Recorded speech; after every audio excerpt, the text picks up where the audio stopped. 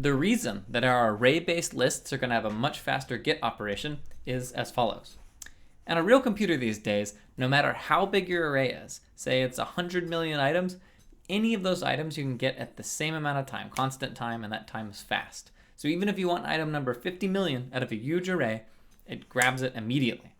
Now, that is not 100% always true. Occasionally, if the array gets really big, it'll start getting pushed into slower parts of your computer's memory or even a disk drive. So there's a little bit of a caveat here, but for our purposes in 61B, whenever we're running our code, we'll almost always be able to assume that this is true. Now, if you're curious why it is in 61C, we'll discuss that in more detail, but it's just a nice feature of hardware and the way operating systems interact with them. Okay? So given that fact, we can now hope to make our array-based code much faster. So ultimately what we're trying to do here, and what we're going to do in the next few minutes, is whereas before we had this beautiful D list that had these 4 operations, these 2 memory boxes, and this recursive list definition that the Sentinel node pointed at, now we're going to have the same exact operations, so the same API or interface, and now we're going to come up with an alternate way that involves using arrays. So I'm going to write some code, and you can also do this, by the way. In fact, I think the best way you could possibly do this right now is to try and work without watching me, and then come and watch once you've given it a chance. So if you look inside of the lecture code repository, which is linked from the website, you will see that there is a DIY folder. So if you import that into IntelliJ, or if you do it in Sublime or whatever, you can start working on the code. Now I'm going to do it in a folder called Live, because this is going to be code that I'll push to the website that you can look at later. So I'm going to open up Live and do the usual project import thing that you saw in Project 2. So I push next a bunch of times. Okay, code pops up. And now we're ready to go. So here is the AList that we're going to fill in, and I've already got all the methods defined to save us some time.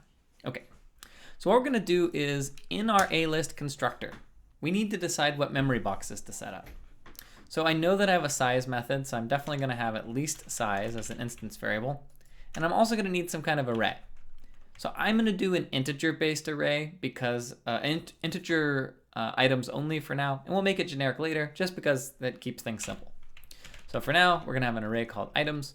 And so when we instantiate a list, we're going to have to say items equals new int something. Well, I'm going to pick some arbitrary size. I'm going to pick 100 just because. And then I'm going to say that the size is also 0 now. Now we move on to add last. Okay, so that's the basics of our program. So to figure out how to write add last, I'm actually going to do a little example here where I'm going to imagine that this is items. So it's originally all a bunch of zeros. And size is going to be 0. That's when it starts. And then as I add items, they're going to fill in here. So the first item I add, maybe items, is I do add last 6, and size increases to 1. Then someone calls add last, I don't know, 9, and then size increases to 2. And then someone calls add last, I don't know, -1, and now size is 3. And up here, I guess I'll annotate each one of these spots with the address, or sorry, not the address, but the index. And so right here, we now have a set of items. And when we call add last, then something good should happen. So what's that thing? Well, I'm going to observe that the next item I insert is going to go into position 3. So someone types in or does add last 2. Someone goes there, and size increases to 4, and so forth. And I observe something very interesting, which is that I'll write a couple sets or a set of notes here, which is that when it comes to doing add last, the next item we want to add will go into position size, right? So if you look, where's the next one go? Position size. And so what I'm doing here is by working out this little example here, and this is the kind of thing I do when I'm thinking about how I might implement a data structure, just work out a small example, is I'm trying to abstract the pattern. I'm trying to find ultimately what it is that makes add last tick, or what should make it tick. And what I'm actually coming up with here is a set of invariants. So this is we talked about invariants in the previous lecture. They're things that are always true about our data structure.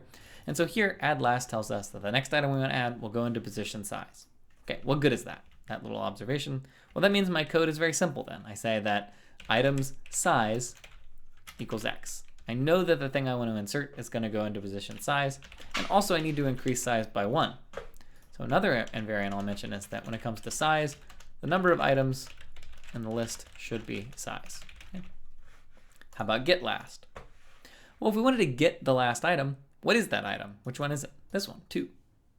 And so we imagine, I don't know, I'm going to imagine if I add something else, I don't know, someone adds 0 actually, then I increase size to 5, and that's going to be the last item. Okay, so I can imagine maybe I make a little note here. No, I don't know, I don't like that notation. So this is the item I want to return.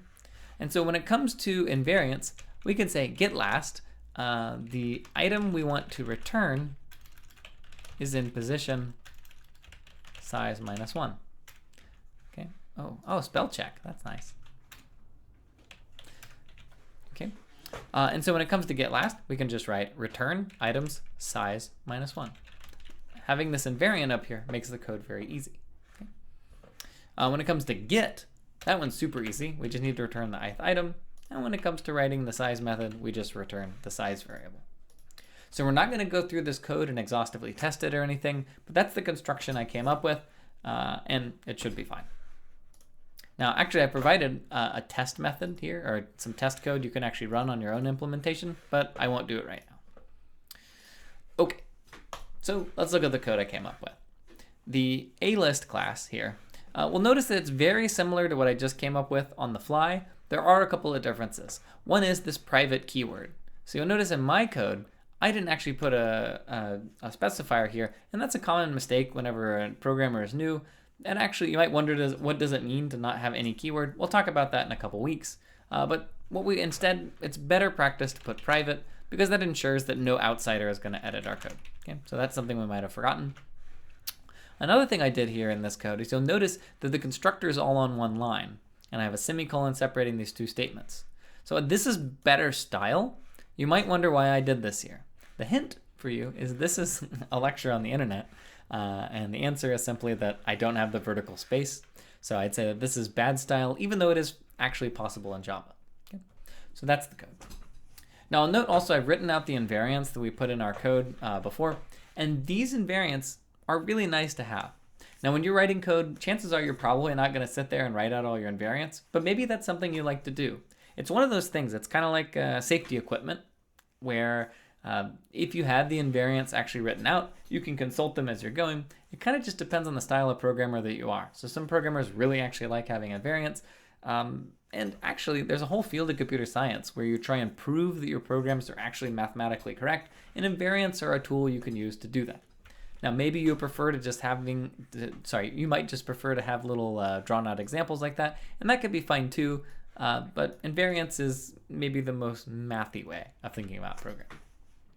So that's it for our basic operations. We'll move on to delete operations next.